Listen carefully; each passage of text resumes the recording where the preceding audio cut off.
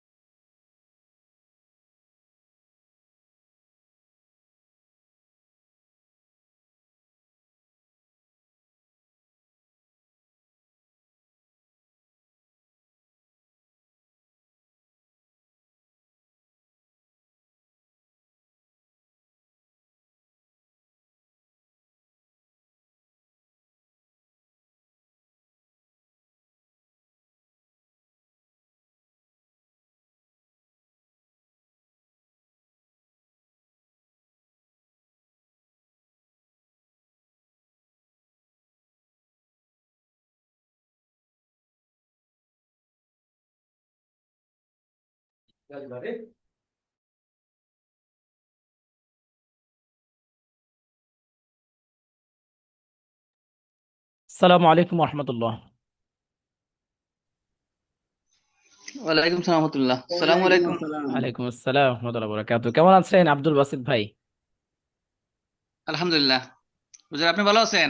আলহামদুলিল্লাহ ভাই, আল্লাহর রহমতে ভালো আছি। আব্দুল্লাহ ভাই কেমন আছেন? আলহামদুলিল্লাহ। আলহামদুলিল্লাহ। শাহজালাল ভাই কেমন আছেন?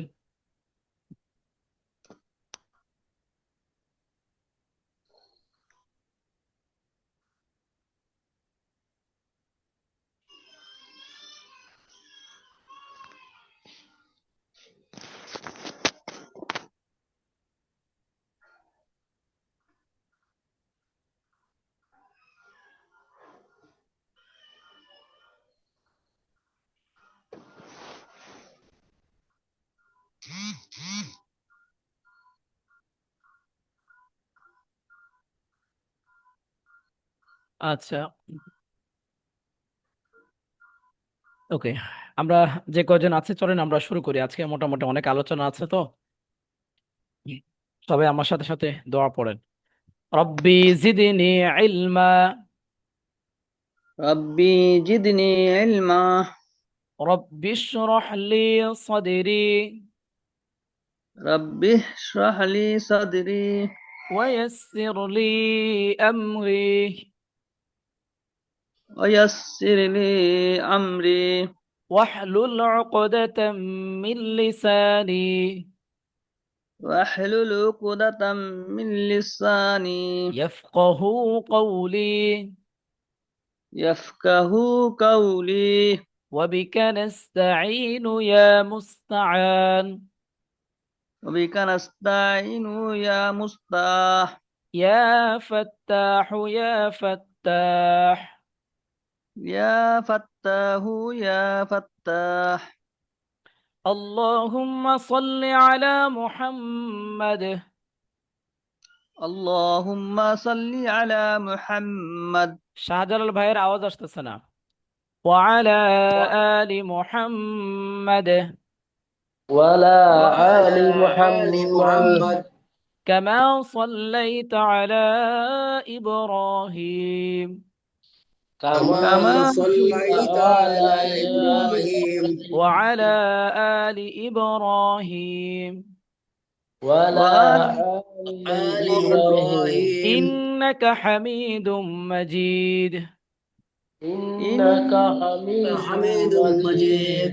اللهم بارك على محمد اللهم اللهم بارك بارك على محمد وعلى آل محمد وعلى وعلى آل آل محمد محمد كما باركت على إبراهيم كما كما كما باركت باركت على على إبراهيم إبراهيم وعلى آل إبراهيم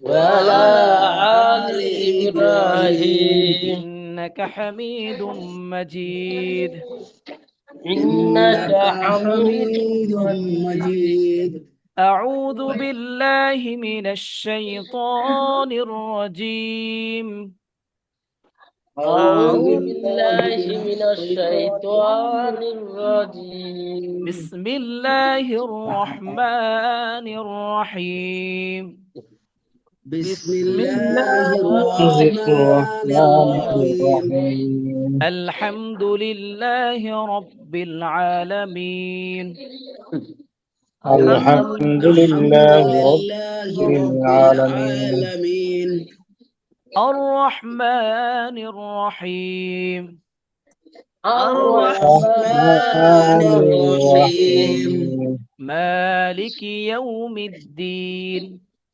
مالك مالك يوم يوم الدين الدين إياك نعبد وإياك نستعين إياك إياك نعبد نعبد وإياك وإياك نستعين نستعين اهدنا الصراط المستقيم اهدنا اهدنا الصراط الصراط المستقيم المستقيم صراط الذين أنعمت عليهم صراط صراط الذين الذين أنعمت أنعمت عليهم عليهم غير المغضوب عليهم ولا الضالين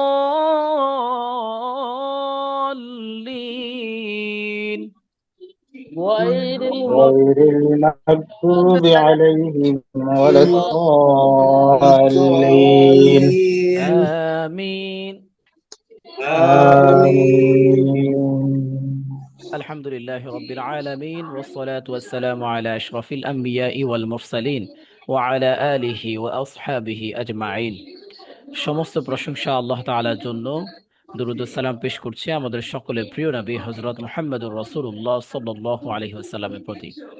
আপনাদের সবাইকে স্বাগতম জানাচ্ছি আমাদের আরো একটি গুরুত্বপূর্ণ ক্লাসে, বেসিক টু অ্যাডভান্স কোরআন শিক্ষা কোর্সের 17তম ক্লাসে। আজকের ক্লাসটি আমাদের জন্য অত্যন্ত গুরুত্বপূর্ণ হতে যাচ্ছে। অতীতে যতগুলো আমরা ক্লাস করিয়েছি তার মধ্যে অন্যতম একটি ক্লাস হলো আজকের ক্লাস। বিশেষ করে নামাজের মাসআলাগত দিক থেকে আজকের ক্লাসে গুরুত্ব অপরিসীম। তা আজকে মোটামুটি আমাদের অনেক পড়া আছে, আমরা ইনশাআল্লাহ প্রত্যেকটা জিনিস বুঝে বুঝে পড়ার চেষ্টা করবো ইনশাআল্লাহ। আজকের ক্লাসের মাধ্যমে আপনারা ইনশাআল্লাহ ব্যতিক্রম অনেক কিছু শিখতে পারবেন, জানতে পারবেন, এমন কিছু বিষয় শিখতে পারবেন যেটা হয়তো এর আগে পরিচিত হয়তো বা ছিলেন না, অথবা ছিলেন, যেটাই হোক ইনশাআল্লাহ নতুন কিছু আমরা শিখবো ইনশাআল্লাহ আজকের ক্লাসে। চলেন আমার সাথে তাহলে শুরু করি। আমরা প্রথমে সূরা আর রহমানের থেকে শুরু করি। সূরা আর রহমান আমরা তেলাওয়াতটা করি সবাই, আমার সাথে সাথে সবাই বলবেন আউযু বিল্লাহি মিনাশ শাইতানির রাজীম أعوذ بالله من من الشيطان الشيطان الرجيم الرجيم বিসমিল্লাহির রহমানির রহিম بسم الله الرحمن الرحيم আর রহমান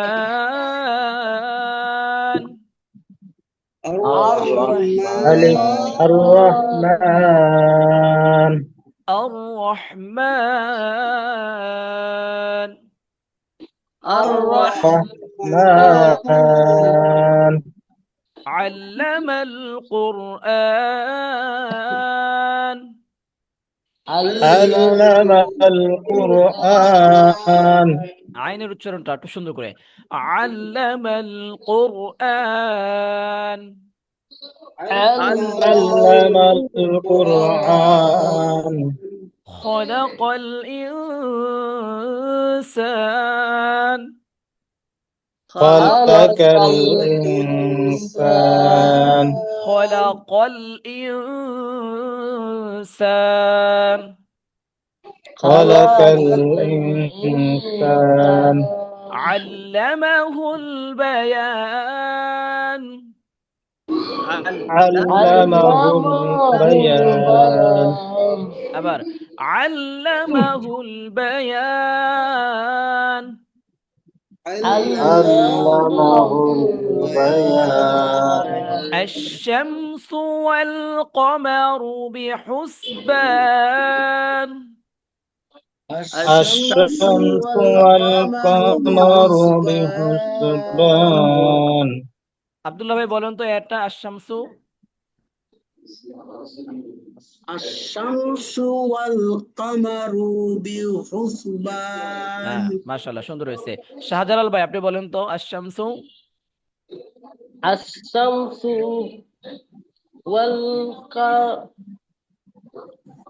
হচ্ছে হ্যাঁ বল والقمر بحسبان হ্যাঁ মাশাআল্লাহ সুন্দর হয়েছে হ্যাঁ সাহস করে বলবেন সুন্দর হয়েছে মাশাআল্লাহ ওয়ান নাজমু ওয়াশ-শাজারু والنجم والشجر يسجدان يسجدان والسماء رفعها والسماء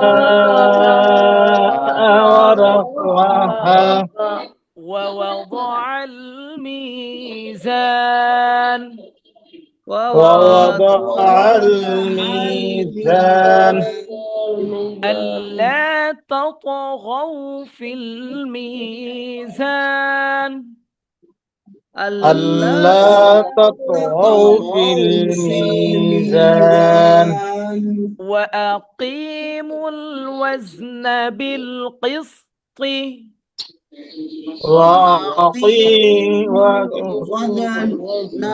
بالقسط কিস্তি হবে না কিস্তি আবার وأقيموا الوزن بالقسط وأقيموا الوزن بالقسط ولا تخسروا الميزان ولا تخسروا الميزان والأرض وضعها للأنام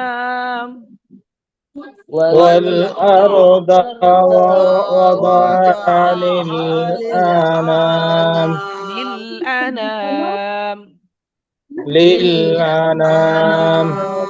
والأرض وضعها للأنام والأرض وضعها للأنام والأرض وضعها للأنام আব্দুল্লাহ ভাই যে টান হয়ে গেছে কিন্তু টান নাই লিল আনাম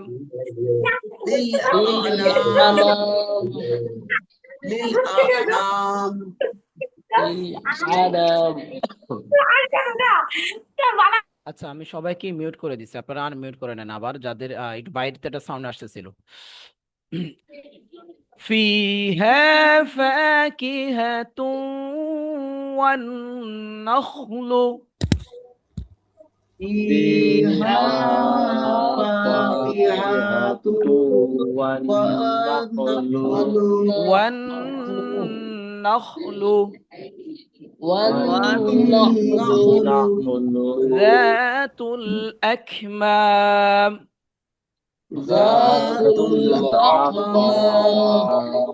والحب ذو العصف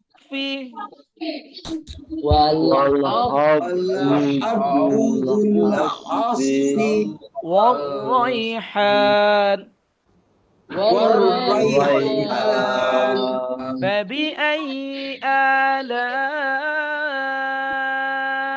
ربكما تكذبان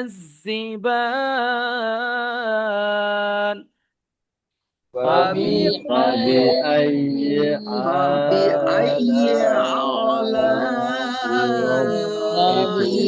ربكما تكذبان আবার فبأي آلاء ربكما تكذبان فبأي آلاء ربكما تكذبان আহমদ জহির ভাই একটা বলেন। فبأي آلاء ربكما تكذبان হ্যাঁ, মাশাআল্লাহ। তারপর সুলেমান ভাই বলেন।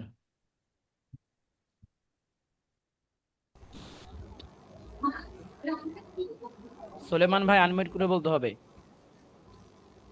শামসুল হক ভাই যুক্ত হয়েছেন, শামসুল হক ভাই বলেন। শামসুল হক, ওয়ালাইকুম আসসালাম ওয়া রাহমাতুল্লাহি ওয়া বারাকাতুহু। ভালো আছেন? জি ভালো, হ্যাঁ, আলহামদুলিল্লাহ। ভালো আছেন হুজুর? আলহামদুলিল্লাহ ভালো আছি।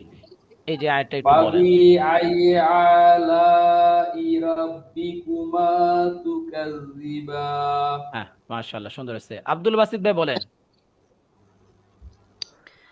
فبأي آلاء ربكما تكذبان ফাবিআই আলা, আটান আছে, হ্যাঁ, লা টান হবে, আয় কালিফ টান, লা চার আলিফ টান।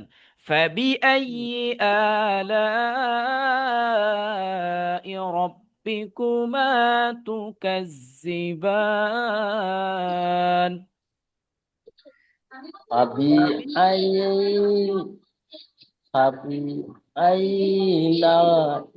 আলা, ربي ফাবিআই فبأي আলা, آلاء ربي হ্যাঁ, ربكما হ্যাঁ, تكذبان মাশাআল্লাহ। আচ্ছা, গত ক্লাসে আমরা তিনটা সূরা আমাদের মুখস্থ ছিল। আজকে ক্লাসে আমরা সূরা কাউসার, সূরা মাউন, তারপর সূরা কুরাইশ, সূরা ফিল, এই সূরাগুলো আমরা শিখবো।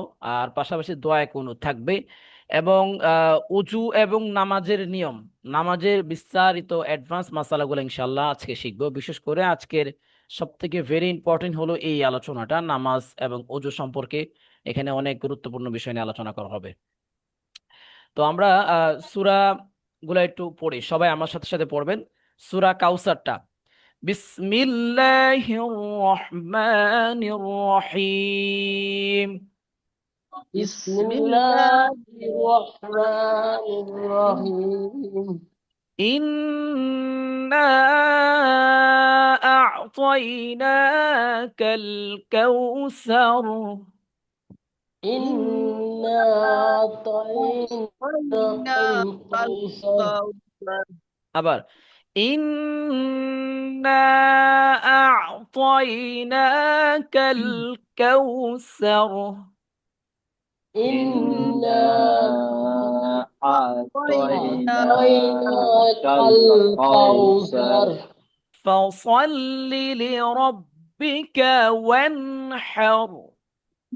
فصل فصل لربك لربك وانحر وانحر فصل لربك وانحر.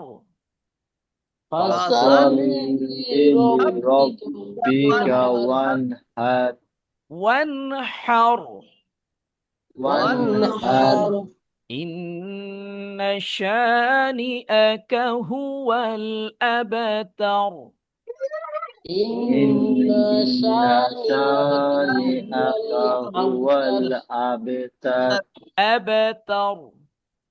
أبتر একটা বিষয় একটু বলে রাখছি, আমাদের ইনশাল্লাহ আগামী শনিবারও আমাদের ক্লাস হবে। শুক্রবার কালকে অফ থাকবে, শনিবার ইনশাল্লাহ ক্লাস হবে। শনি রবি আর 2 দিন ক্লাস হবে ইনশাল্লাহ। আবার, ইন্না আ'তাইনাকাল কাউসার। إنا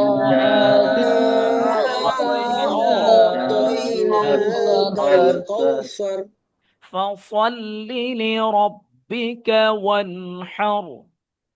فصل لربك وانحر إن شانئك هو الأبتر. إن شانئك هو الأبتر أبتر. أبتر سورة معون. بسم الله الرحمن الرحيم. بسم بسم الله الله الرحمن الرحيم أرأيت الذي يكذب بالدين أرأيت الذي يكذب بالدين فذلك الذي يدع اليتيم فذلك الذي يدعو اليتيم ولا يحض على طعام المسكين ولا يحض على طعام المسكين ولا يحض على طعام المسكين ولا يحض على طعام المسكين فويل للمصلين فويل للمصلين فويل للمصلين فويل للمصلين مصلين الذين هم عن صلاتهم ساهون الذين هم عن صلاتهم ساهون الذين هم يراءون الذين هم يراءون ويمنعون الماعون ويمنعون الماعون سورة قريش بسم الله الرحمن الرحيم بسم الله الرحمن الرحيم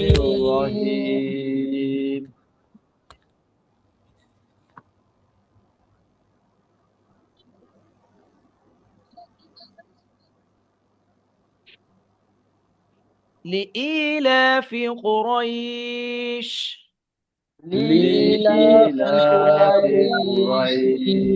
إيلافهم رحلة الشتاء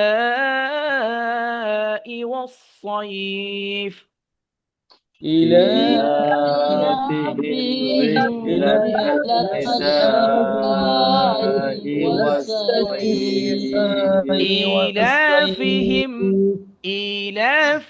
رحلة الشتاء إيلافهم رحلة الشتاء والصيف إيلافهم رحلة الشتاء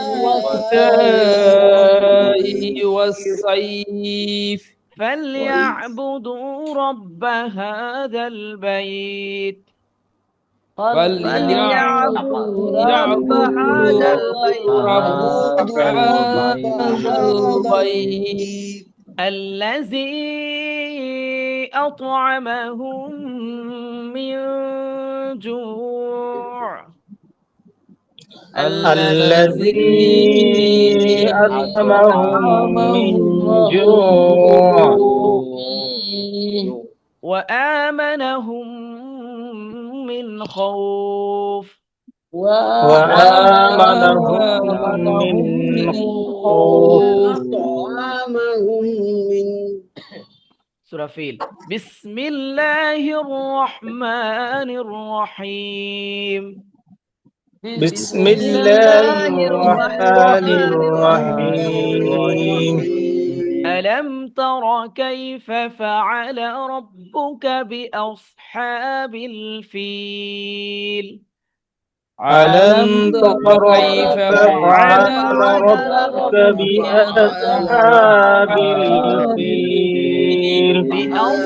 بأصحاب الفيل بأصحاب الفيل ألم يجعل كيدهم في تضليل ألم ألم يجعل يجعل كيدهم في كيدهم تضليل تضليل وأرسل عليهم طيرا أبابيل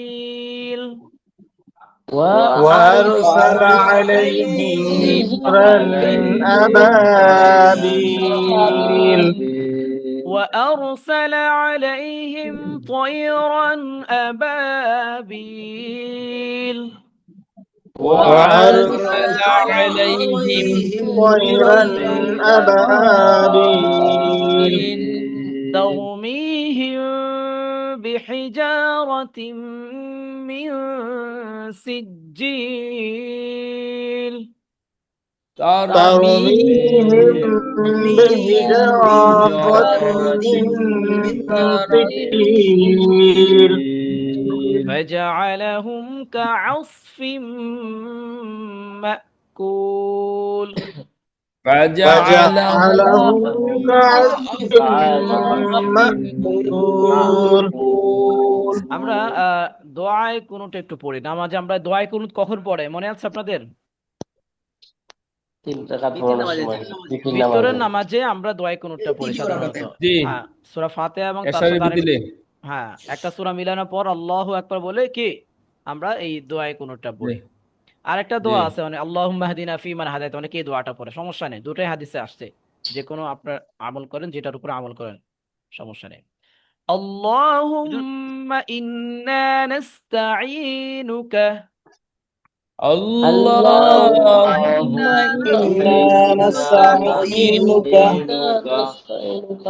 ওয়া নাস্তাগফিরুকা ونستغفرك ওয়া নু'মিনু বিকা ونؤمن بك ওয়া নাতাওয়াক্কালু আলাইকা ونتوكل عليك ونثني عليك الخير ونثني عليك الخير ونشكرك ولا نكفرك ونشكرك ولا نترك ونخلع ونترك ونخلع ونترك من يفجرك من يرزقك اللهم إياك نعبد اللهم إياك نعبد ولك نصلي ولا نصلي ونسجد وإليك نسعى ونسجد وإليك نسعى ونحفد ونرجو رحمتك ونحفد ونرجو رحمتك ونخشى عذابك ونخشى عذابك إن عذابك بالكفار ملحق إن عذابك بالكفار ملحق আব্দুল্লাহ ভাই, আপনি এটা সুন্দর করে বলেন তো এই দোয়া কুনুতটা। দোয়া কুনুত আল্লাহুম্মা ইন্না নাস্তাঈনুকা। একটু একটু একটু বের করে দেন, একটু একটু একটু দেখে বলি। দেখে বলবেন কেন, না দেখে বলতে হবে। মুখস্থ নেই তো এখন, মানে উল্টা পাল্টা খুব কঠিন একটা জিনিস। আমি আছি তো নাকি? বলেন। আল্লাহুম্মা ইন্নী ইন্না নাস্তাঈনুকা ইন্না ইন্না ইন্না নাস্তাঈনুকা ওয়া নাস্তাগফিরুকা ওয়া নাকলু ওয়া নাকতুকু নাফজুরুকা ওয়া নু'মিনু বিকা। এটা ইয়ে হয়ে যাচ্ছে, মানে এটা তালে না পড়লে হয় না হুজুর। হচ্ছে না? একটানে পড়তে হবে হুজুর, তাইলে এটাই পড়ে, আর নাইলে শ্বাস ফলালে নামাজে কি করেন কোন? একটানে নামাজে ঝেড়ে তো দিই। এইটার সময় খুব মানে মনোযোগ দিতে হয়, বাইরে এই। সাউন্ড হলে মিস হয়ে যায়। হায় হায়, এইটা ভালোভাবে মুখস্থ করতে হইব তো। এই যেমন পড়ালাম আজকে, কালকে কিন্তু এটা পড়া থাকবে, বুঝছেন? না, ভালোভাবে মুখস্থ মুখস্থ থাকে। করবেন। কিন্তু মানে একদম মানে খুব পিন পয়েন্ট ভাবে একদম পড়তে হয়, সাইলেন্ট ভাবে। আচ্ছা, আহমদ হুজুর জহির ভাই, কালকে যে হ্যাঁ হুজুর, তো বলেন। গতকালকে যে আমাদের স্লাইডটা দিছিলেন ওইটার পিডিএফটা আমরা প্রিন্ট দিতে পারি না, শুধু পেজটা আসছে। আমি কিন্তু প্রিন্ট দিই প্রতিটা লেকচার, কালকেটা দিতে গত পারেন না? ক্লাসের। কালকেটা দিতে না, পারেন ওইটা না? শুধু হ্যাঁ হ্যাঁ, শুধু একটা পেজ আসে, বাকিগুলো আসে না, মানে উপরের পেজটাই আসে। কালকে তো 16 নম্বর ক্লাস আছে, আমি চেক করবো, আমি 16 প্রয়োজনে আবার নম্বর, দিব, হ্যাঁ। প্রয়োজনে আবার আবার দিব। দিয়ে দিলে আমি নেক্সট ইয়াতে প্রিন্ট দিব, ওকে ওকে ওকে, আজকেরটা সহ। হ্যাঁ হ্যাঁ, সমস্যা নেই, দেওয়া যাবে, সমস্যা নেই। আচ্ছা, আহ, কে বলবে? আহমদ জহির ভাই, আপনি একটু বলেন ভাই, দয়া কোনটা। হুজুর একটু ওই যে সাউন্ড কম আসতেছে। একটু অপেক্ষা করেন, সাউন্ড আসবে, জাস্ট একটু। اللهم إنا نستعينك ونستغفرك ونؤمن بك وتوكلت عليك ونثني عليك الخير ونشكرك ونكفرك ونطلع ونترك من يبدرك اللهم إياك نعبد ولك نصلي ونشكر عليك ونسجد وإليك نسعى ونسجد عليك نسعى ونسجد ونرجو رحمتك ونخشى عذابك إن عذابك بالكفار ملحق আচ্ছা, আমি আপনাদেরকে সবাইকে একটাবার বলি, আপনারা সবাই শুনেন মনোযোগ সহকারে, হ্যাঁ। اللهم إنا نستعينك ونستغفرك ونؤمن بك ونتوكل عليك ونثني عليك الخير ونشكرك ولا نكفرك ونخلع ونترك من يفجرك اللهم إياك نعبد ولك نصلي ونسجد وإليك نسعى ونحفد ونرجو رحمتك ونخشى عذابك إن عذابك بالكفار ملحق। আচ্ছা, এই দোয়াটা আপনাদের পড়া থাকবে ইনশাআল্লাহ। আমরা এখন অজু এবং নামাজের বিস্তারিত নিয়ম, এই বিষয়গুলো জানবো। সবাই খুব মনোযোগ সহকারে দেখবেন, বুঝার চেষ্টা করবেন। সর্বপ্রথম আমরা চলেন অজু সম্পর্কে আলোচনা করি, তারপর নামাজ সম্পর্কে আমরা বিস্তারিত আলোচনা করবো ইনশাআল্লাহ। অজু করার আগে আমরা অজুর একটা নিয়ত আছে, যে নিয়তটা আরবিতেও আপনি যদি পড়েন হয়ে যাবে, বাংলাতেও পড়লে হয়ে যাবে, তবে আরবিতে শিখতে পারলে সব থেকে ভালো। অজুর নিয়ত আরবি। অজু করার শুরুতে আমরা প্রথমে কি করব? অজুর নিয়তটা আরবিতে পড়ব। সবাই আমার সাথে একটু বলবেন, নাওয়াইতুল ওয়াজুআ নাওয়াইতুল ওযুআ লিরাফইল হাদাসি। لرفع الحدث আচ্ছা, আরেকটু আছে, লিরাফইল হাদাসিল আসগরি لرفع الحدث الأصغر লিল্লাহি তাআলা। لله تعالى আপনাদের শিখতে আর একটু সুবিধা হবে, যেখানে বাংলা উচ্চারণটা দেওয়া আছে, নাওয়াইতুল ওযুআ লিরাফইল হাদাসিল আসগরি লিল্লাহি তাআলা। বুঝতে পেরেছেন সবাই? এইটা মুখস্থ করে নেবে যে আমি কি পবিত্র, বাংলাটা অর্থ হলো যে আমি কি পবিত্রতা অর্জনের উদ্দেশ্যে আমি কি ওযুর নিয়ত করছি। এটা আপনি বাংলাতে মনে মনে বললেও হবে যে আমি কি পবিত্রতা হাসিলের উদ্দেশ্যে আমি কি করতেছি, এখন ওযু করতেছি। মনে মনে এই কথাটা বললেও হয়ে যাবে। তো আরবি দোয়াটা যদি মুখস্থ পারেন ভালো। বুঝতে পেরেছেন? না ঠিক আছে। ওকে, এরপর আসেন অজুর কিভাবে করতে হয়। শিক্ষক অজুর নিয়ম ক্লাসে বুঝিয়ে দিবেন। আজকে আপনাদেরকে প্র্যাকটিক্যালি দেখাই কিভাবে আমরা আসলে অজু করি। প্রথমে আপনি যখন অজু করবেন, অজু করার সময় আমরা প্রথমে নিয়ত করব। প্রথমে কি করব? নিয়ত করবে। একটু রেসপন্স করবেন আমার সাথে প্লিজ। আমরা প্রথমে কি করব? নিয়ত করব। নিয়ত করব। নিয়ত করার পর অজু কিভাবে করব? প্রথমে আমাদের মনে রাখবেন, অজুর মধ্যে কিছু অঙ্গ আছে সুন্নাত, কিছু অঙ্গ ধোয়া হচ্ছে ফরজ, কিছু অঙ্গ ধোয়া হচ্ছে মুস্তাহাব। ফরজ হচ্ছে সব থেকে গুরুত্বপূর্ণ। অজুর মধ্যে 4টা কাজ হলো ফরজ। কয়টা কাজ ফরজ? 4টা কাজ। যেমন সমস্ত মুখ ধোয়া, 2 হাত কনুই সহ ধোয়া, মাথা মাসে করা এবং 2 পা টাকনু সহ ধোয়া। এগুলো বিস্তারিত আমরা পরে ক্লাস আমরা আলোচনা করবো ইনশাআল্লাহ। আজকেও কিছু বিষয় নিয়ে আলোচনা করবো ইনশাআল্লাহ। তো এই 4টা অঙ্গ ধোয়া হলো ফরজ, সব থেকে ভেরি ভেরি ইম্পর্টেন্ট। এরপর হচ্ছে আপনার কিছু কাজ সুন্নাত, যেমন আমরা প্রত্যেকটা অঙ্গকে 3 বার করে ধুই, কুলি করা, নাকে পানি দাও, এগুলো সুন্নাতের অন্তর্ভুক্ত। আর আরেকটা হচ্ছে আপনার মুস্তাহাব, যেমন ঘাড় মাসে করা। তো টোটাল মূলত 3টা বিষয় আসে ওজুর মধ্যে। কিছু কাজ হলো ফরজ, কিছু কাজ সুন্নাত, কিছু কাজ কি মুস্তাহাব।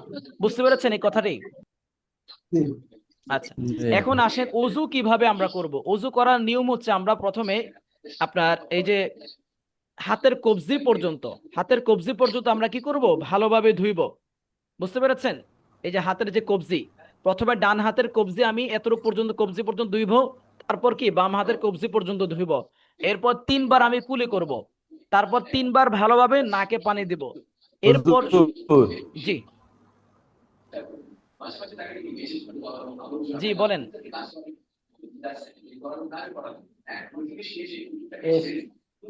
মাইন্ডসেটটা নষ্ট হয়ে গেছে। আচ্ছা, বাইরে এক জায়গা থেকে নয়েজ আসতেছে, আমি সবারটা আনমিউট করে দিচ্ছি। যাদেরটা নয়েজ আসতেছে না তারা একটু আনমিউট করে নেন। আমি সবারটা মিউট করে দিলাম, আপনাদের যাদের আশপাশে নয়েজ নেই আপনারা আনমিউট করে নেন। তো এরপর আমরা কি করব, সমস্ত মুখ 3 বার ধুইব, সমস্ত মুখ। প্রশ্ন, একটু আনমিউট করেন যাদের কোনো নয়েজ নেই বাহিরে। এখন এই জিনিসটা সব থেকে গুরুত্বপূর্ণ, কতটুকু আমরা ধুইব। এই যে চুল যেখান থেকে উঠা শুরু হয়েছে এখান থেকে নিয়ে থুতনির নিচ পর্যন্ত, এই যে থুতনি পর্যন্ত ভালোভাবে আপনাদেরকে ধুইতে হবে। এবং এই যে দুই পাশে হাড় দেখেন তো, সবাই একটু বলেন তো আপনাদের দুই পাশে হাড় আছে কিনা। আনমিউট আনমিউট করেন। যদি জি। সম্ভব হয় একটু ক্যামেরাটা অন রাখেন, তাহলে বোঝা যাবে আপনি সঠিক জায়গায় হাত দিচ্ছেন কিনা, প্লিজ। জি ওকে, এই যে দেখেন আমাদের দুই পাশে হাড় আছে, জি জি ডানে এবং বামে, এই এরিয়াটা পরিপূর্ণ ভালোভাবে ধুইতে হবে। এক চুল পরিমাণ যদি শুকনো থাকে, একটা চুল পরিমাণ, একটা পশম পরিমাণ অজু বাদ, অজু হবে না। কিন্তু আমি আবারও বলছি, এই যে মাথার চুল যেখান থেকে উঠা শুরু হয়েছে এখান থেকে নিয়ে এই থুতনির নিচ পর্যন্ত, বিশেষ করে যাদের ঘন দাড়ি তারা ভালোভাবে একটু মুখ ধোয়ার পর এই জায়গাগুলো একটু ভালোভাবে খিলাল করে নেবেন, হ্যাঁ, যাতে করে আপনার এই যে পানির গোড়াগুলো, পানিগুলো যেন এই এই নিচ পর্যন্ত যায়। তো স্বাভাবিক অবস্থায় চুলের গোড়া থেকে শুরু করে থুতনি নিচ পর্যন্ত আর ডান এবং বাম পাশের হাড় পর্যন্ত পুরো এরিয়া ভালোভাবে ধুইতে হবে। এক চুল পরিমাণ শুকনো থাকলে অজু হবে না। শামসুল হক ভাই, আপনি কি বুঝতে পেরেছেন কথাটা? জি জি আচ্ছা আচ্ছা, ঠিক আছে। সাজ্জাদ ভাই আছেন? সাজ্জাদ ভাই, সাজ্জাদ ভাই আছেন?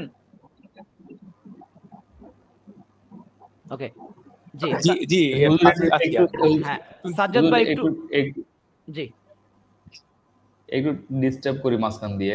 জি ধরেন আমরা এই যে অজুর নিয়তটা তো হুজুর বললেন, আমরা তো ধরেন এই এই একটা নিয়ত এই ছোটবেলা থেকে মানে করে আসতেছি, যেরকম বিসমিল্লাহ আলিল্লাহ আলহামদুলিল্লাহ ইসলামুল ইসলাম হাক্কুন আল কুরবা আতিনুল ইসলাম নূরুল জুনুমান, ওইটা দিয়ে অজু করে আসতেছি। তো এখন তো এখানে দিয়ে দেবো আরেকটা। ওইটা অজু চলাকালীন সময় ওই দোয়াটা, বুঝতে পেরেছেন? আর এটা হচ্ছে একদম জি অজু জি একদম শুরু, বুঝতে পেরেছেন? দুইটাই হবে, আচ্ছা সমস্যা নেই, কোনো আচ্ছা সমস্যা নেই, আপনি যেটা বলেছেন ওইটাও রাইট। এই দোয়াটা কি করতেই হবে না, মানে এটা কি ফরজ এই না?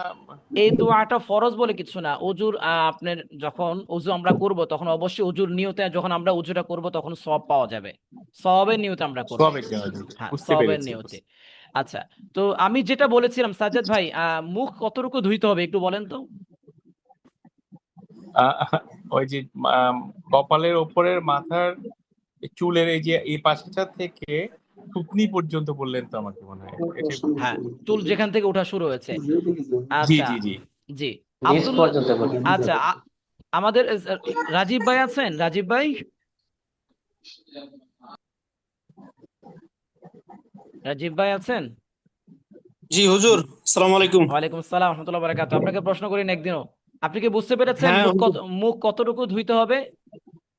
জি হুজুর, বলেন। একদম ওই মাথার যে জায়গা থেকে চুল উঠছে ওইখান থেকে থুতনির নিচ পর্যন্ত এবং এদিকে হাড় পর্যন্ত পুরো মুখ সুন্দরভাবে ধুইতে হবে, যেমন এক চুল পরিমাণও বাদ না থাকে। যদি বাদ থাকে তাহলে ওযু হবে না। হ্যাঁ, খুব সতর্ক।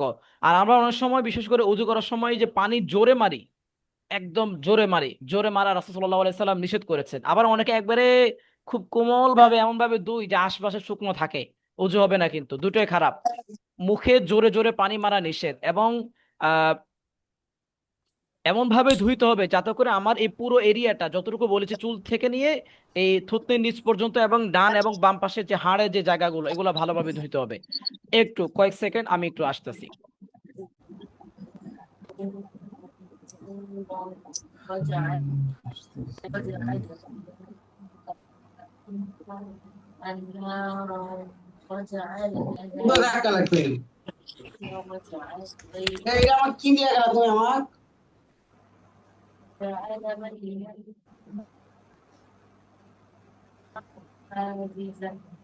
ওকে, সরি। আচ্ছা, এরপর আসেন আমরা মুখ ধোয়ার পর আমাদের করণীয় কি? হাত ধুইতে হবে। হাত কতটুকু ধুইতে হবে? যে হাতের যে কনুইটা, হাতের কনুই, হাতের কনুই পর্যন্ত ধুইতে হবে। আমি একটু ব্যাকগ্রাউন্ডটা সরিয়ে দিই, তাহলে আপনাদের আর একটু সুবিধা হবে। Just background. ওকে, এই যে আমাদের এটাও তো একই প্রবলেম দিচ্ছে। ওকে, একদম এটাও সরে ফেলছে। আচ্ছা, এই যে হাত আছে না, হাত, এই যে আমাদের এখানে যে হাড়টা আছে, মানে এই কোনই পর্যন্ত আমাদেরকে ভালোভাবে ধুইতে হবে। এখানেও যেন মনে রাখবেন, এক চুল পরিমাণ যদি শুকনা থাকে ওযু হবে না। কিন্তু অনেকে আমরা একবার হাত ধুইতে ধুইতে একদম বগল পর্যন্ত চলে আসি, এটা কিন্তু বলে নাই, এটা মাকরু, এটা করতে বলা হয়নি। বরং হাত ধুইতে বলা হয়েছে কি, এই যে কোনই পর্যন্ত এখানে যে হাড় আছে এইটুকু ভালোভাবে আমি ধুইবো, যাতে করে আমার এখানে কি এক চুল পরিমাণও শুকনো না থাকে। ডান হাত এবং বাম হাত 3 বার ধুইব। তারপর আসেন মাথা মাসে। সব থেকে গুরুত্বপূর্ণ মাথা মাসে, এটা আমরা সঠিক নিয়মে করতে পারি না। মাথা, কান, ঘাড় মাসে। এই যে আমি আপনাদেরকে প্রথমে দেখাই, এরপর আপনারা সবাই প্র্যাকটিস করতে হবে। মাথা মাসের প্র্যাকটিস করার জন্য সবার ক্যামেরা অন থাকতে হবে, নাহলে আমি বুঝবো না কারটা সঠিক হয়েছে কারটা ভুল হয়েছে। সবাই একটু প্লিজ ক্যামেরাটা একটু অন করেন, আমি না হলে বুঝবো না। ক্যামেরাটা একটু অন করেন প্লিজ। আচ্ছা, আমি প্রথমে আপনাদেরকে দেখাই। হ্যাঁ, আমি প্রথমে দেখাই, এরপর আপনারা খেয়াল করেন, আপনারাই খেয়াল করেন। আমরা মাথা মাসে এইভাবে করব। এই যে প্রথমে এই যে লাস্টের যে 3টা আঙ্গুল আছে না, এই প্রথমে আমি তো পানি নিব, পানি নেওয়ার পর পানিটা ফেলে দেব। এরপর এই যে শেষের যে 3টা আঙ্গুল আছে, এই 3টা আঙ্গুল দিয়ে মাথার একদম শেষ পর্যন্ত নিব, এরপর আবার ঘুরিয়ে আনবো। ঠিক আছে? এরপর এই যে 2টা আঙ্গুল আছে, 2 আঙ্গুলের মধ্যে এই আঙ্গুলটাকে, বড় যে আঙ্গুলটা, এটা দিয়ে কানের পিছনে করব, তারপর এই আঙ্গুলটা দিয়ে কানের ভিতরে করব। আমি মাইক্রোফোনটা একটু নিচে নামিয়ে আপনাদেরকে দেখাই, আপনারা খেয়াল করেন। আমরা প্রথমে এই যে এই 3টা আঙ্গুল, এই 3টা আঙ্গুল এভাবে ধরে একদম আবার পিছনে আবার নিয়ে আসবো। এরপর এই 2 আঙ্গুলের মাঝখানে এই যে আঙ্গুলটা, এটা দিয়ে কানের পিছনে, যে কানের পিছনের অংশ, তারপর এই আঙ্গুল দিয়ে কানের ভিতরে। এরপর হাতের যে উল্টো পিঠ, এটা দিয়ে এভাবে ঘাড় মাথায় করতে হবে। এইবার আপনারা সবাই আমার সাথে এভাবে ধরেন। হ্যাঁ, এইভাবে ধরে আবার নিয়ে আসেন। হ্যাঁ, এরপর এই যে 2টা আঙ্গুল আছে, এই 2 আঙ্গুলের মাঝখানে এই যে আঙ্গুলটা, এটা দিয়ে কানের পিছনে। হ্যাঁ, এরপর এই যে একটা আঙ্গুল আছে শাহাদাত আঙ্গুল, এটা দিয়ে কানের ভিতরে মাসে করেন। হ্যাঁ, এরপর হাতের উল্টো পিঠ দিয়ে আমি কি করব? ঘাড় মাসে করব। বুঝতে পেরেছেন? আচ্ছা, এইবার একটু দেখান, মতিউর ভাই একটু দেখান তো মাথা মাসাটা কিভাবে করি। প্রথমে কি করব? হ্যাঁ, হাতের 3টা আঙ্গুল দিয়ে, হ্যাঁ, আবার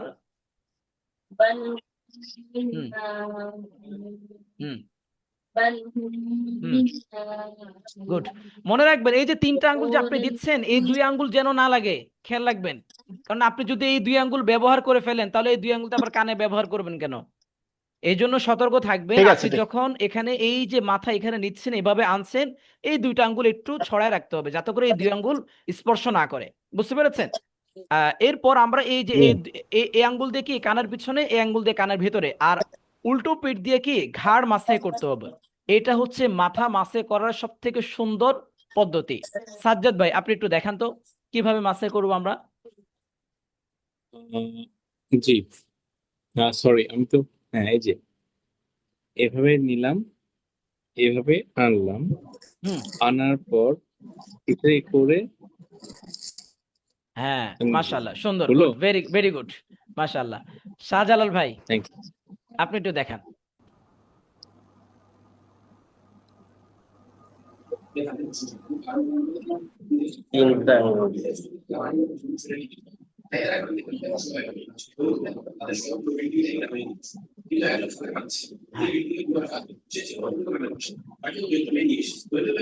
ওকে ওকে, মাশাআল্লাহ। এরপর আব্দুল্লাহ ভাই দেখান তো আপনারটা।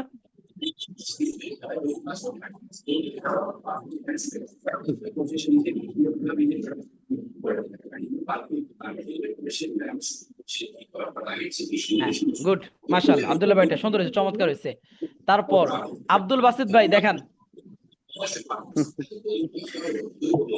আমার একটা কনফিউশন আছে, যেটা হচ্ছে কি মানে কার মাসে মাসে করা যেটা বিষয়টা, এটা দেখলাম যে এটা আমরা তো আগে এভাবে করতাম, এইভাবে কার মাসে করতাম, তো এটা তো এখন এইভাবে যে একদম কার পর্যন্ত চলে যায়, এটা ব্যাপারে আমি একটু সিদ্ধান্ত চাচ্ছি আর কি, যে এটা কতটুকু সত্য আমি বলি, চাচ্ছি আপনার কাছে। আমরা তো করে ফেলতাম একদম বাইরে পানিটা লইয়া মাথারে এমনি কোন রকম তাড়াহুড়া করে ব্যাস যখন যেভাবে ভাল লাগতো ব্যাস করে ফেলতাম। তবে এটার সুন্দর নিয়ম যেটা আমি আপনাদেরকে বললাম, এভাবে প্রথমে নিয়ে ঘুরিয়ে আনতে হবে, তারপর এই আঙ্গুল যেভাবে আমি দেখালাম, এটাই সব থেকে সুন্দর নিয়ম। বুঝতে পেরেছেন? মূলত মাথা মাসের ক্ষেত্রে বিধান হলো কি, মাথার 4 ভাগের 1 ভাগ মাসে করতে হবে। মাথার 4 ভাগের 1 ভাগ মাসে করলে আপনার কিন্তু ফরজ আদায় হয়ে যাচ্ছে। বুঝতে পেরেছেন? মাসে হয়ে যায়। এখন তারপর সুন্দর নিয়ম বলে একটা কথা আছে না, আপনি যখন অজু করবেন আপনার অজুটা যেন সুন্দরভাবে হয়, অজুর যেন ক্লাসিক্যাল নিয়ম অনুযায়ী হয়, সেই জন্য আমরা এই সিস্টেমটা অনুযায়ী ফলো করি, তাহলে একটা সুন্দর একটা নিয়ম থাকে। বুঝতে পেরেছেন? তাহলে আমি আমি আমি একটু করে দেখাই আমারটা হয় কিনা, একটু দেখেন। আচ্ছা আচ্ছা, ঠিক আছে। এরপর কে দেখাবে? সোলেমান ভাই দেখান, দেখাইছেন? আমারটা কনফার্ম হয় না তো। আমরা ফেরত আনতাম না কি হুজুর? হ্যাঁ, তারপরে এই, তারপরে এই, তারপরে এই। হ্যাঁ, ওকে, মাশাআল্লাহ। মানে আমাদের যে বিষয়টা, আমরা আগে কি করতাম, এইভাবে নিয়ে এইভাবে ইয়ে করে এইভাবে দিয়ে আবার এইভাবে দিয়ে এইভাবে করতাম। হ্যাঁ হ্যাঁ, উল্টো আবার ফেরত আনতাম না আর কি। হ্যাঁ হ্যাঁ, আজকে এই নিয়মটা একটু সবাই একটু প্লিজ মনে রাখবেন এবং এই অনুযায়ী আমল করবেন, ঠিক আছে ইনশাআল্লাহ। আপনার মতো আমিও করতাম যখন আমরা জানতাম না, একদম এইভাবে করতাম, মানে যখন যেভাবে ভালো লাগতো এইভাবে করতাম। আসলে এটা ঠিক না, সঠিক নিয়ম আজকে যেভাবে দেখাই দিলাম। আহমদ জহির ভাই একটু দেখান প্লিজ।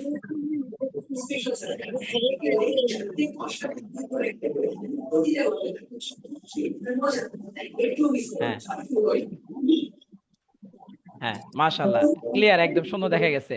আচ্ছা, বাকি আছে কে? আর সাদিদুল ভাই, ক্যামেরা অফ করা। আচ্ছা, তো মাথা মাসের নিয়ম তো বুঝতে পেরেছেন? সাদিদ ভাই, ক্যামেরা অন করা যাবে? জি মোহতরম। হ্যাঁ জি, একটু দেখান মাথা মাসে আমরা নিয়মটা দেখতেছিলাম, দেখান একটু আমাদেরকে। আমি এখন ঢুকছি যে মোহতরম, আমি কিছুই দেখি নাই। আচ্ছা, আমরা বলছিলাম ওযুর মধ্যে মাথা মাসে করার নিয়মটা দেখাই, একটু খেয়াল করেন। এই যে প্রথমে 3টা আঙ্গুল, এই 3 আঙ্গুল দিয়ে এইভাবে মাথায় নিব, পিছন থেকে আবার ঘুরিয়ে আনবো। এরপর এই যে 2টা আঙ্গুল, এই 2 আঙ্গুল মাঝখানে, এই আঙ্গুলটা দিয়ে কানের পিছনে, এই আঙ্গুল দিয়ে কানের মাঝখানে, তারপর হাতের উল্টো পিঠ দিয়ে ঘাড় মাসাজ করব। এই জিনিসটাই বলেছি, একটু দেখান। প্রথমে 3 আঙ্গুল সবাই ধরেন একসাথে, হ্যাঁ, নেন, পিছনে নেন, আবার ঘুরিয়ে আনেন।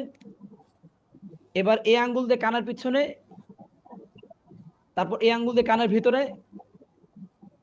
এরপর ঘাড় মাসে, এই যে হাতের উল্টো পিঠ দিয়ে ঘাড় মাসে। মাশাআল্লাহ, আলহামদুলিল্লাহ, আপনারা শিখতে পেরেছেন। তো এরপর 2 পা আমাদের টাকনু সহ ধুইতে হয়। 2টা পাও আমরা কি করব? টাকনু সহ ধুইব। টাকনু তো আমরা বুঝি। তাহলে অজুর ক্ষেত্রে যে জিনিসটা বলেছি, অজুর মধ্যে যে অঙ্গগুলো ধোয়া ফরজ, সব থেকে গুরুত্বপূর্ণ, আমরা এই জায়গাগুলো খুব সতর্ক থাকবো। বিশেষ করে চেহারা, হাত, মাথা মাসে এবং 2 পা টাকনু সহকারে যে আমরা ধুই, এই জিনিসগুলো আমরা খুব সতর্ক থাকবো। 1 চুল পরিমাণ যদি শুকনো থাকে তাহলে অজু হবে না। অজুর ক্ষেত্রে একটা মাসআলা বলে দিই। ধরুন আপনি রাস্তা দিয়ে চলে যাচ্ছেন, হ্যাঁ, হঠাৎ করে আপনি পুকুরে পড়ে গেলেন কোনো কারণবশত। এখন অজুর জন্য যে সকল অঙ্গ ধোয়া ফরজ সেগুলো ভিজে গেল, তাহলে আপনার কিন্তু অজু হয়ে যাবে। তেমনি ভাবে আমরা অনেক সময় গোসল যারা করি, গোসল করলেও কিন্তু অজু হয়ে যায়। আপনি সেটা দিয়ে চাইলে নামাজও পড়তে পারবেন। তবে আপনি গোসলের সময় যদি অজুর নিয়ত না করেন তাহলে অজুর সওয়াব পাবেন না। এই জন্য আমাদের করণীয় কি, আমরা গোসলের পর অনেক সময় দেখা গেছে দ্বিতীয়বার অনেক সময় উজু করতে ভালো লাগে না, পুরো শরীর ধোয়ার পর আবার পুনরুজু করতে। এই জন্য গোসল যখন করবেন, গোসলের সময় আমরা কি করব, অজুর নিয়তটা মনে মনে করে নেব।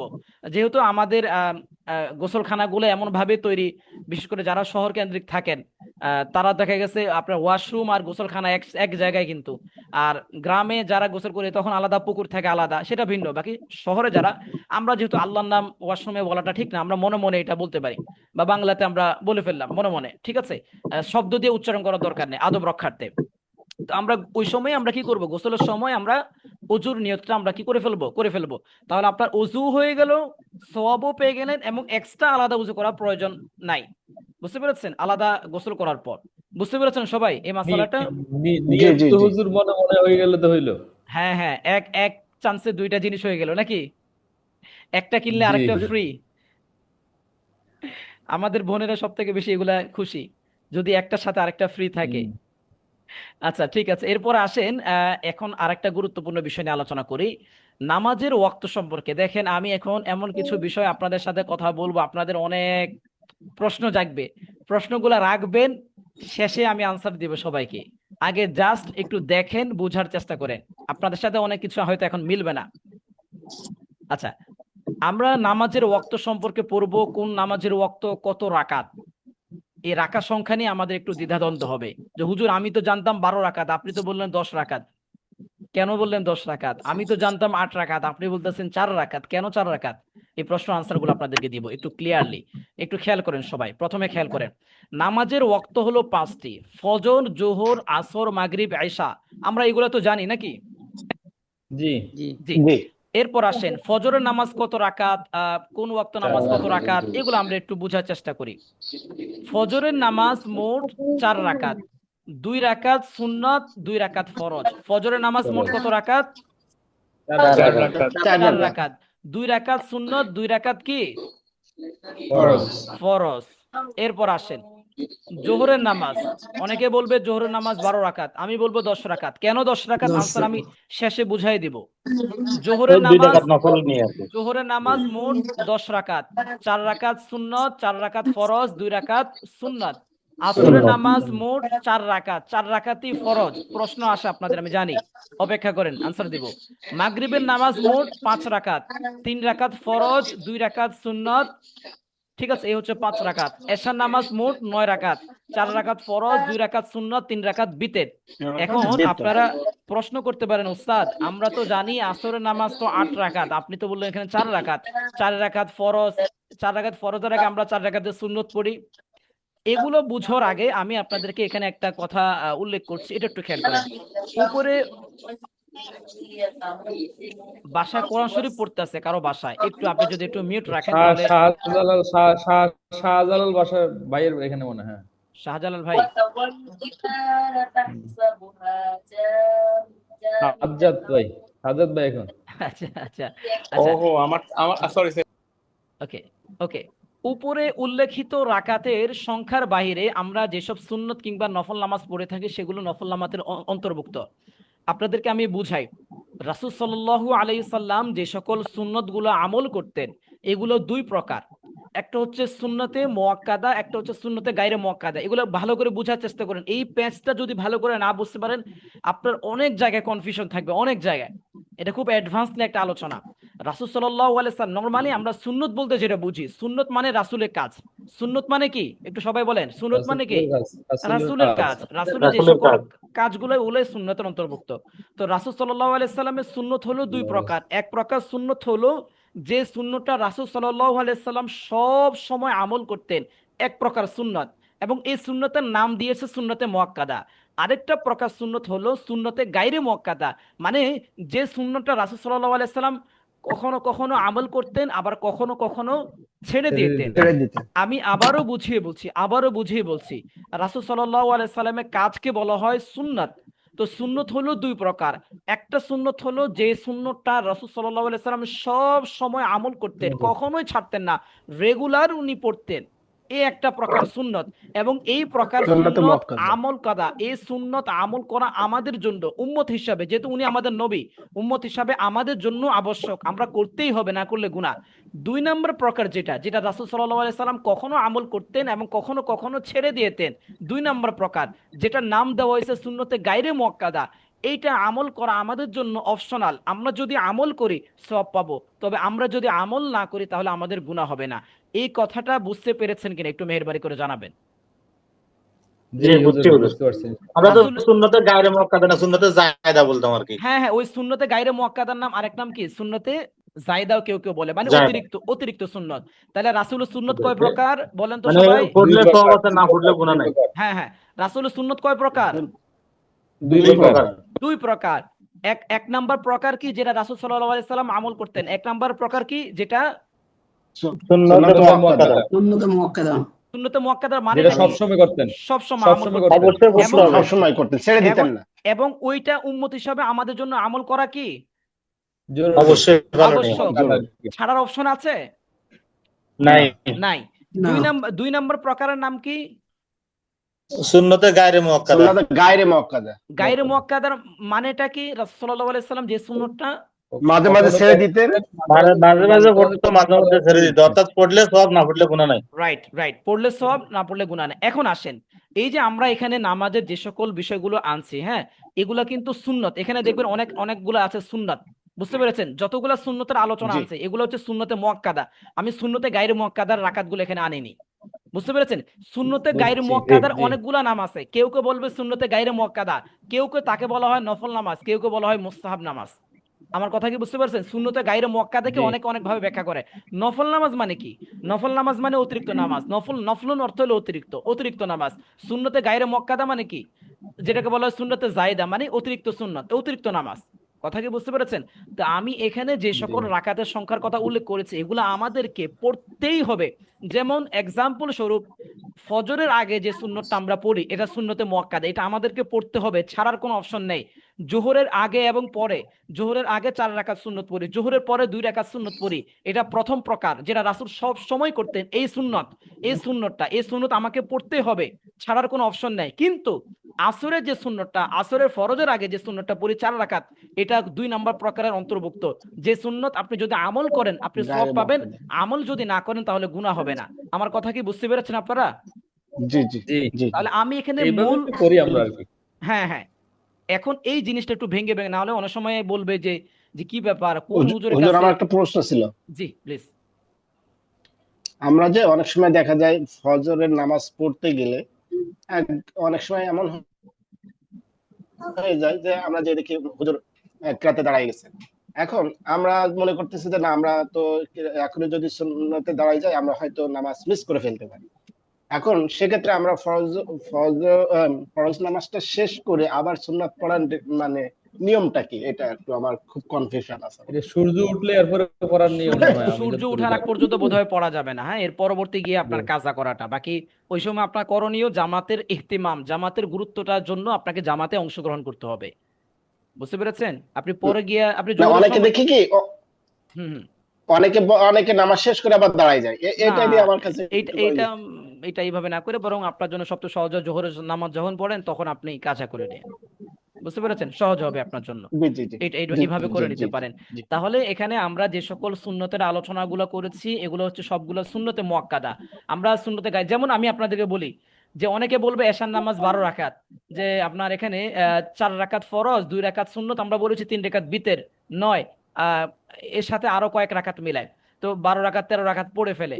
তো রমজান মাসে তারাবি নামাজ কেউ আমরা 8 রাকাত পড়ি, কেউ 12 রাকাত পড়েন, কেউ 20 রাকাত পড়েন, যে যত রাকাত পড়েন, এটা নিয়ে আমার আলোচনা না। আমার কথা হলো যদি আপনি 10 রাকাতও পড়েন, আপনি যদি 10 রাকাতও পড়েন তাহলে 9 এর সাথে যদি আমি 10 রাকাত দিই তাহলে কত রাকাত হয়? 19 রাকাত। এখন কি আপনি বলবো যে এশার নামাজ 19 রাকাত? না, এটা কি বলা ঠিক হবে? হবে না কিন্তু। কারণ হচ্ছে কি আমরা মূল নামাজকে এখানে কাউন্ট করি। তারাবির নামাজ কিন্তু নফল নামাজের অন্তর্ভুক্ত। তারাবির নামাজ আপনি যদি পড়েন সওয়াব পাবেন, তারাবির নামাজ যদি আপনি না পড়েন তাহলে আপনার কিন্তু গুনাহ হবে না। এখানে রমজানের একটা সৌন্দর্যতা তারাবি পড়া, আপনাকে অবশ্যই এটা পড়া উচিত, আমি নিজে উৎসাহিত করি। তবে তারাবির নামাজ না পড়লে কারো রোজা হবে না এই ধরনের কথা বলা যাবে না। এবং তারাবির নামাজকে মূল এশার নামাজের সাথে, মেইন নামাজের সাথে কাউন্ট করা যাবে না। তারাবির নামাজ একটা কি আলাদা অতিরিক্ত নামাজ, কিয়ামুল লাইল, অতিরিক্ত নামাজ হিসাবে এটা গণ্য। তাহলে আপনারা কি আমার এই বিষয়টাকে বুঝতে পেরেছেন কিনা? এই যে আমি রাকাতের সংখ্যার কথা যে বলেছি, যে উপরে উল্লেখিত রাকাতের সংখ্যার বাইরে আমরা যেসব সুন্নত কিংবা নফল নামাজ পড়ে থাকি সেগুলো সবগুলো নফল নামাজের অন্তর্ভুক্ত, মানে অতিরিক্ত নামাজের অন্তর্ভুক্ত। এই বিষয়টা কি বুঝতে পেরেছেন? জি জি। কারো কোনো জি। কনফিউশন আছে নামাজের রাকাতের সংখ্যার মধ্যে? না জি না। না। ওকে, আলহামদুলিল্লাহ। তাহলে আমি এখানে আবারও ভেঙে বলছি যে ফজর নামাজ 4 রাকাত, 4 রাকাত ফরজ, 4 রাকাত মোট, 2 রাকাত সুন্নাত, 2 রাকাত ফরজ। জোহরের নামাজ 10 রাকাত, 4 রাকাত সুন্নাত, 4 রাকাত ফরজ, 2 রাকাত কি সুন্নাত। এর বাইরে আমরা যেগুলো পড়ি এগুলো মূলত নফল নামাজ। আপনি বলতে পারেন সুন্নাত, আমরা যাই বলেন না কেন, আমি বলবো সবগুলো নফল নামাজ, ওই যে গায়রে মুআক্কাদা, অতিরিক্ত নামাজের অন্তর্ভুক্ত। আসরের নামাজ মোট 4 রাকাত, 4 রাকাতে ফরজ, এটা হচ্ছে লিগ্যাল নামাজ। এখন এর আগে যদি আপনি 4 রাকাত নামাজ পড়ে নেন কোনো সমস্যা নেই, আপনি পড়তে পারবেন। সেটাকে সুন্নত বলা হলেও সেটা সুন্নত কোন প্রকারের সুন্নত? দ্বিতীয় প্রকারের সুন্নত। সুন্নত মানে কি এক সুন্নত না, এই যে এই অনেকে এক সুন্নত আপনি পড়তে বলেন, আরেক সুন্নত আপনি পড়তে বলেন না, এটা কেমন হয়ে গেল না আপনার কথার মধ্যে বৈপরীত্য। হ্যাঁ, আপনাকে বুঝতে হবে সুন্নত কিন্তু দুই প্রকার, একটা সুন্নতে মুআক্কাদা আর একটা কি গায়রে মুআক্কাদা, একটা রেগুলার আমল করতেন আর একটা মাঝে মাঝে ছাড়তেন। তো এই জিনিসটা বুঝতে হবে। হ্যাঁ, আসরের নামাজ মোট 4 রাকাত, 4 রাকাতে ফরজ, এর আগে আপনি সুন্নত পড়লে পড়তে পারবেন। মাগরিবের নামাজ মোট 5 রাকাত, 3 রাকাত ফরজ, 2 রাকাত সুন্নত, এবং এরপর যদি আপনি 2 রাকাত কিংবা 4 রাকাত নফল নামাজ পড়েন বা অনেকে আওয়াবিন নামাজ পড়েন, যা ইচ্ছা আপনি পড়েন, এগুলো সবগুলো ভাই নফল নামাজের অন্তর্ভুক্ত। বুঝতে পেরেছেন? অতিরিক্ত নামাজ পড়লে সওয়াব পাবেন, না পড়লে কোনো ধরনের গুনাহ নেই। তবে এইখানে যে সকল রাকাতের কথা আমি বলছি, এগুলো যদি একটা রাকাতও আপনি মিস করেন আপনার গুনাহ হবে, এগুলো মিস করার কোনো অপশন নেই। এশার নামাজ মোট 9 রাকাত, 4 রাকাত ফরজ, 2 রাকাত সুন্নত, 3 রাকাত ভিতর। আমি মূল মূল নামাজ কেন উল্লেখ করেছি, আমার বোঝানোর উদ্দেশ্য এটাই। দেখেন, এইটা আমাদের মূল, এটা কিন্তু মিস করা যাবে না, যাই করেন না কেন। এটা মিস করবেন, 2টা রাকাত ছাড়বেন, গুনাহ হবে। প্রাপ্তবয়স্ক হওয়ার পর এগুলো কিন্তু আমাদেরকে মেনটেন করতেই হবে। উপরে উল্লেখিত রাকাতের সংখ্যার বাইরে আমরা যেসব সুন্নত কিংবা নফল নামাজ পড়ি, সেগুলো নফল নামাজের অন্তর্ভুক্ত। এসব আদায় করলে সওয়াব পাওয়া যাবে, না আদায় করলে গুনাহ হবে না। তবে উল্লেখিত রাকাতের সংখ্যাগুলো যেগুলো উল্লেখ করা হচ্ছে সেগুলো পড়তে হবে, অন্যথায় গুনাহ হবে। এরপর আসেন আমরা নামাজের কিছু নিয়মাবলী আছে পড়ি, যে জিনিসটা জানার মাধ্যমে আপনাদের অনেকগুলো বিষয় ক্লিয়ার হবে ইনশাআল্লাহ। প্রথম আসেন, নামাজ যখন আমরা শুরু করব, আমরা নামাজের নিয়ত আরবিতে করতে হবে, বাংলায় করলে হয়ে যাবে। আমরা অনেক সময় এই জায়গাটা ভয় কাজ করে যে উস্তাদ, আমি যদি নামাজের নিয়তটা বাংলাতে করি তাহলে হবে কিনা। নামাজের নিয়তটা যদি আমি কি করি, বাংলায় করি, হবে? বাংলা করলেও কিন্তু নামাজ হয়ে যাবে। বুঝতে পেরেছেন? মূলত নিয়ত মানে কি, নিয়তের এই যে শব্দ, নিয়ত অর্থ হলো আল কসদু আল ইরাদা, মানে ইচ্ছা করা। আপনি যদি নামাজে দাঁড়ান, এই যে আপনার ব্রেনে আছে যে আমি এখন নামাজ পড়ছি, আমি এখন এশার নামাজের জন্য দাঁড়িয়েছি, এশার নামাজের কোন ওয়াক্ত, কোন রাকাত, ফরজ না সুন্নত, এই যে ব্রেনে আছে, জাস্ট এইটুকু যথেষ্ট। আমার কথা কি বুঝতে পেরেছেন? এত জি সহজ আল্লাহ করে জি দিয়েছেন। জি জি এখন কেউ যদি বলে যে আপনি নামাজের নিয়ম আরবি ছাড়া হবেই না, তাহলে এটা ভুল। বুঝতে পেরেছেন? তো এই জন্য নামাজের জি নিয়ম যদি আপনারা আরবিতে পারেন, আরবিতে করে নেন। অনেক সময় আমরা আরবিতে আমরা প্যাচ লেগে যায়, যেমন প্রত্যেকটা যে নামাজের জন্য নাওয়াইতু আন উসাল্লি লিল্লাহি তাআলা আরবা রাকাতাই সালাতুল ইশাই ফরদুল্লাহি মুতাওয়াজ্জিহান ইলা জিহাতিল কাবাতিশ শরীফাতি আল্লাহু আকবার। ফরজের ক্ষেত্রে এক নিয়ম, সুন্নতের ক্ষেত্রে আরেক নিয়ম, নফল নামাজের ক্ষেত্রে আরেক নিয়ম। কতগুলো নামাজ আমাদের অনেক সময় প্যাচ লেগে বিদিলের যায়। ক্ষেত্রে আরেক নিয়ম। আপনাদের জন্য সব থেকে নিরাপদ এবং সহজ হলো, আপনারা যদি বাংলাতে পারেন বাংলাতে নিয়ত করেন যে আমি কি কেবলামুখী হয়ে 4 রাকাত এশার নামাজের নিয়ত করছি এই ইমামের পিছনে। আর একাকী নামাজ পড়লেন বলবেন যে আমি কি কেবলামুখী হয়ে 4 রাকাত এশার নামাজে নিয়ত করতেছি, ফরজ নামাজ। আল্লাহু আকবার। আপনার মতো করে নিয়ত করেন। এটাকে খুব সাহিত্যিক ভাষায় খুব গুছিয়ে একদম মানে ওইভাবে গ্রামার অনুযায়ী, ব্যাকরণ অনুযায়ী বলতে হবে, এটা জরুরি না। আপনি আপনার ভাষায় আল্লাহ বুঝতে পারলে হয়। বুঝতে পেরেছেন? সহজভাবে করলে হয়ে যাবে, ইসলাম সহজ করেছেন। এরপর আসেন, তাকবীরে তাহরিমা দিয়ে শুরু করতে হবে নামাজ। খুবই খুবই গুরুত্বপূর্ণ। তাকবীরে তাহরিমা মানে কি, আমরা সর্বপ্রথম নামাজ যখন শুরু করি আল্লাহু আকবার যে বলি, এই যে তাকবীর প্রথম যে তাকবীর, এটাকে বলা হয় তাকবীরে তাহরিমা। পরে যে আবার আল্লাহু আকবার অনেকবারই তো বলি, যেমন সেজদা থেকে যখন উঠি, আহ আম, আবার সেজদা যখন যায় তখনও কিন্তু আল্লাহু আকবার বলি। এগুলাকে তাকবীরে তাহরিমা বলা হয়নি। প্রথম যে তাকবীরটা সেটাকে বলা হয় তাকবীরে তাহরিমা, মানে তাকবীর তাহরিমা। সম্মানিত তাকবীর যেটাকে বলা হয়। এই তাকবীরে তাহরিমা যদি কেউ মিস করে, তার নামাজ বাদ হয়ে যাবে। এক্সাম্পল স্বরূপ আমি আপনাদেরকে যদি বলি, আপনি ধরেন ইমাম সাহেবের পিছনে নামাজ পড়তে যাবেন, মসজিদে গিয়েছেন, দেখলেন ইমাম সাহেব রুকুতে চলে গিয়েছেন, এবার আপনি তাড়াতাড়ি ইমাম সাহেবকে নামাজে ধরার জন্য এবার আল্লাহু আকবার বলে ডাইরেক্ট এক তাকবীরে চলে গেলেন রুকুতে, নামাজ বাদ।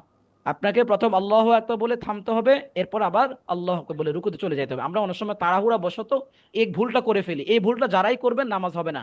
আল্লাহু আকবার, এক আল্লাহু আকবারে চলে যায় রুকুতে। এই জন্য আল্লাহু আকবার বলে একটু থামবেন, এবার আল্লাহু আকবার বলে রুকুতে আমরা যাব। রুকুতে যাব। এই বিষয়টা কি বুঝতে পেরেছেন? তাকবীরে তাহরিমার মানে? জি জি জি জি জি, আলহামদুলিল্লাহ। একাকী নামাজ পড়লে কিন্তু এই প্রবলেমটা হয় না, মসজিদে জামাতে গিয়ে এই সমস্যাটা হয় যদি একটু দেরিতে যায়। এরপর 3 নম্বর মাসালা খুবই খুবই গুরুত্বপূর্ণ। ফরজ নামাজের প্রথম 2 রাকাতে সূরা ফাতিহার সাথে অন্য একটা সূরা মিলিয়ে পড়তে হবে। ফরজ নামাজ ছাড়া অন্য সব নামাজে প্রতিটি রাকাতে সূরা ফাতিহার সাথে অন্য একটা সূরা মিলাতে হবে। সহজ করে আপনাদেরকে বলি, একটু সহজ করে বুঝেন। আমরা অনেক নামাজে পড়ে থাকি, ফরজ নামাজ, সুন্নত নামাজ, মুস্তাহাব নামাজ, এশাকের নামাজ, তাহাজ্জুদের নামাজ, অনেক নামাজের নাম কিন্তু আপনারা শুনেন, আওয়াবিনের নামাজ। আওয়াবিন নামাজ, বৃষ্টির জন্য নামাজ পড়ি, সালাতুল খাউফ পড়ি, সালাতুল হাজত পড়ি, অনেক নামাজের নাম কিন্তু শুনেন। স্বাস্থ্যের নামাজ। আমি আপনাকে বলবো, হ্যাঁ চাষতের নামাজ, আমি বলবো ফরজ নামাজকে এক সাইডে রাখেন, আর পৃথিবীর যত নামাজ আছে সবগুলাকে আরেক সাইডে রাখেন। আমি আবারও বলছি, ফরজ নামাজ এক সাইডে রাখেন, আর যত নামাজ আছে পৃথিবীর আমরা নাম যা শুনেছি সব নামাজ আরেক সাইডে রাখেন। দুইটা ক্যাটাগরি, এক সাইডে ফরজ নামাজ আর আরেক সাইডে সব নামাজ। এটুকু বুঝতে পেরেছেন তো নাকি?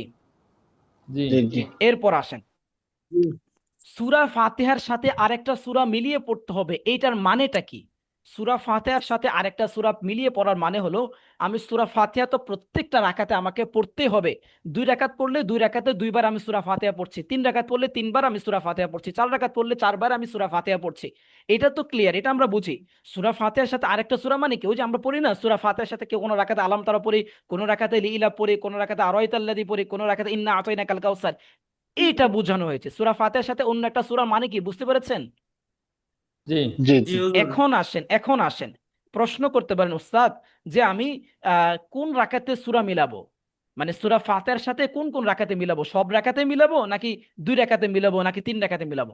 এটার সহজ উত্তর হলো, ফরজ আপনি নামাজে ফরজ নামাজের সবগুলো মিলাবো রাকাতে না। সূরা ফাতিহার সাথে একটা একটা করে সূরা মিলাতে হবে। ফরজ নামাজের প্রত্যেকটা রাকাতে সূরা ফাতিহা পড়বেন, সরি দুঃখিত সরি, হ্যাঁ হ্যাঁ।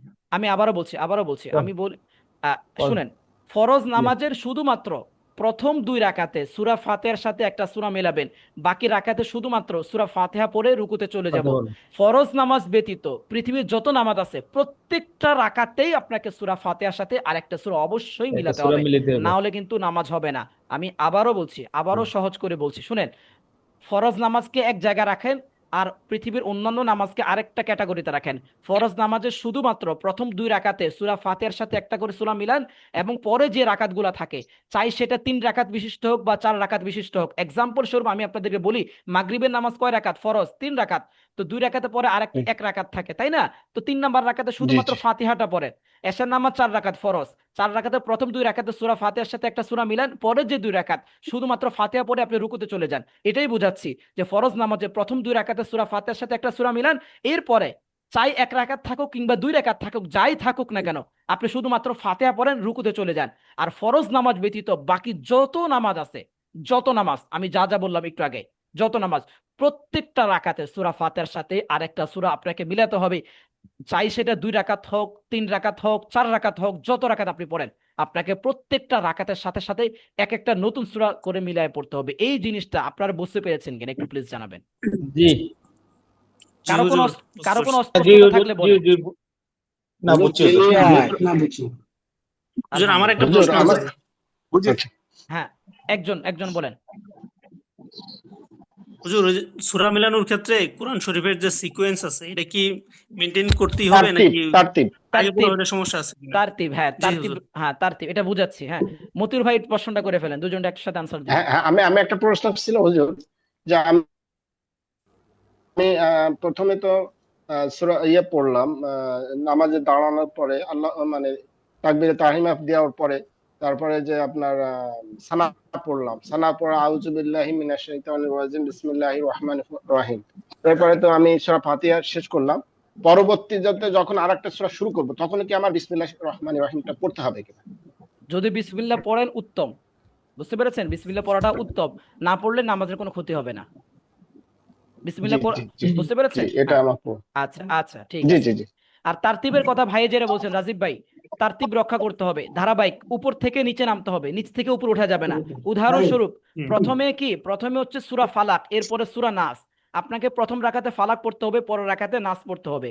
এখন আপনি যদি প্রথম জি রাকাতে নাস পড়ে ফেলেন, এরপরের রাকাতে ফালাক পড়ে ফেলেন, উপরে উঠে ফেলেন, তাহলে তারতিব নষ্ট হয়ে হ্যাঁ যাবে, ওয়াজিব নষ্ট হয়ে যাবে, নামাজ কিন্তু বাদ হয়ে যাবে। বুঝতে পেরেছেন? তো এটা সাহু সেজদা দিলে হয়ে যাবে, অনাকাঙ্ক্ষিত হলে সাহু সেজদার মাধ্যমে কিন্তু হয়ে যাবে, কিন্তু এটা যদি রেগুলার কন্টিনিউ আপনার যদি হয় তাহলে এটা গাফলতি হবে এবং এটা দ্বারা নামাজ নষ্ট হয়ে যাবে। আচ্ছা, এটা নিয়ে আমরা আগামীকাল বিস্তারিত আলোচনা করব, নামাজের যত ওয়াজিব কি হলো? যত সুন্নত এগুলো আলোচনা করব বারটা ইনশাআল্লাহ। স্লিপ করছেন। রুকুর তাসবিহ কি সবাই বলেন তো? সুবহানা রব্বিয়াল, রব্বিয়াল একটা প্রশ্ন আছে। আজিম। জি সুবহানা রাব্বিয়াল আলা। হ্যাঁ বলেন, মোহতারাম না জি বলেন, রুকু রুকু সুবহানা আজিম রাব্বিয়াল আলা। বলেন সুবহান রাব্বিল আযীম। সাদিদ মোহতরম ভাই, একটা প্রশ্ন ছিল। আচ্ছা সাদিদ ভাই প্রশ্নটা বলেন।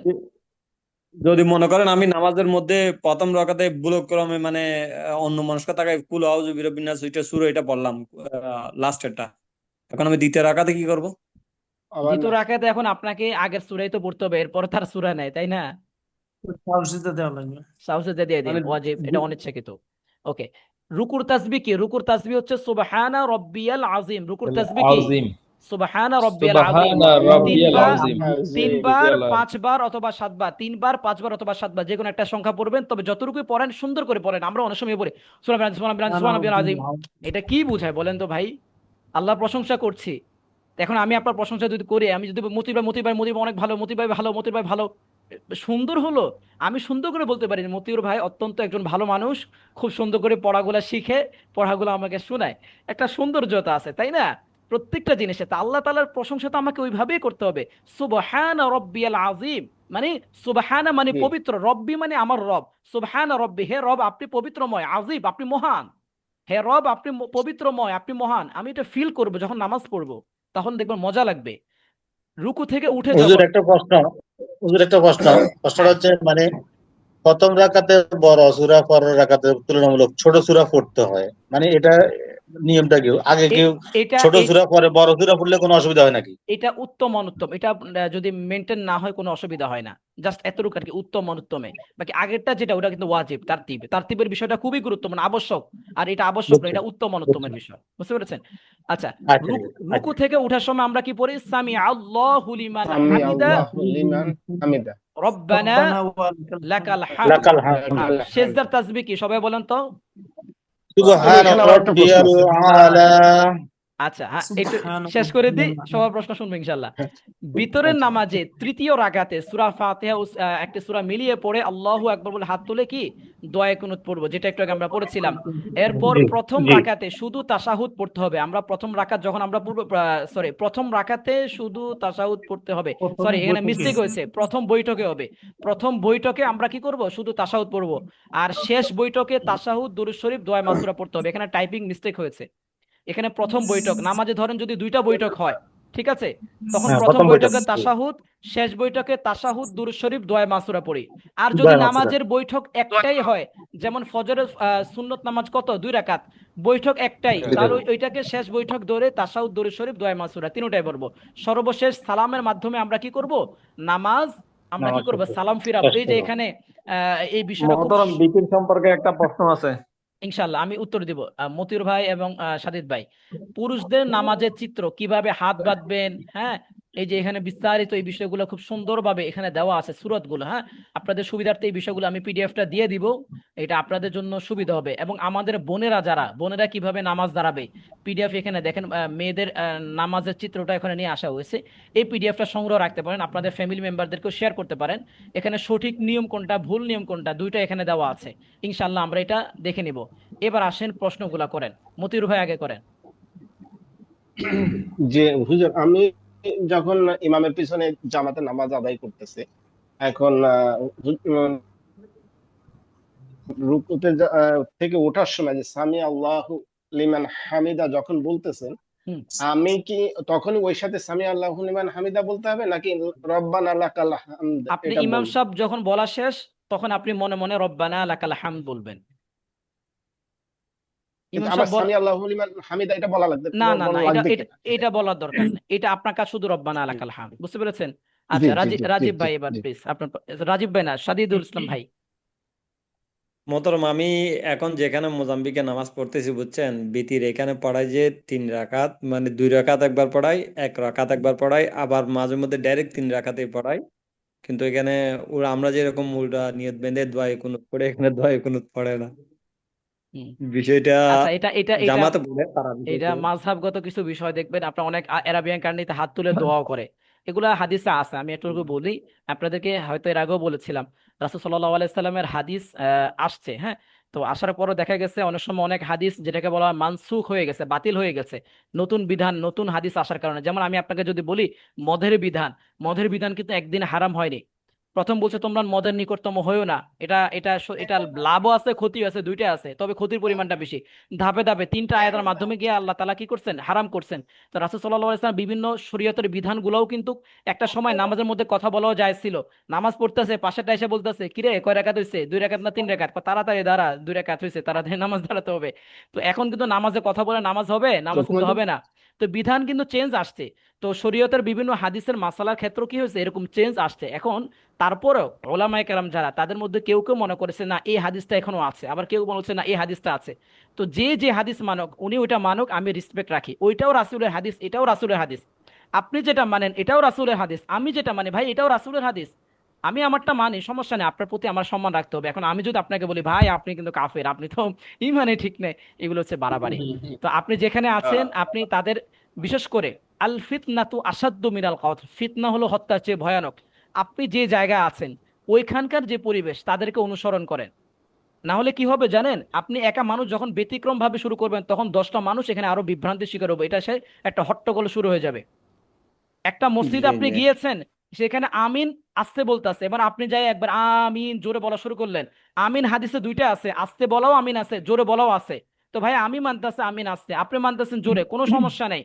তবে আপনি যখন একটা মসজিদে গেলেন আমিন সেখানে আসতে বলেন, আপনি আমিন আসতেই বলেন না, এবং আপনি ইমাম সাহেব আমিন জোরে বলে ফেলেন।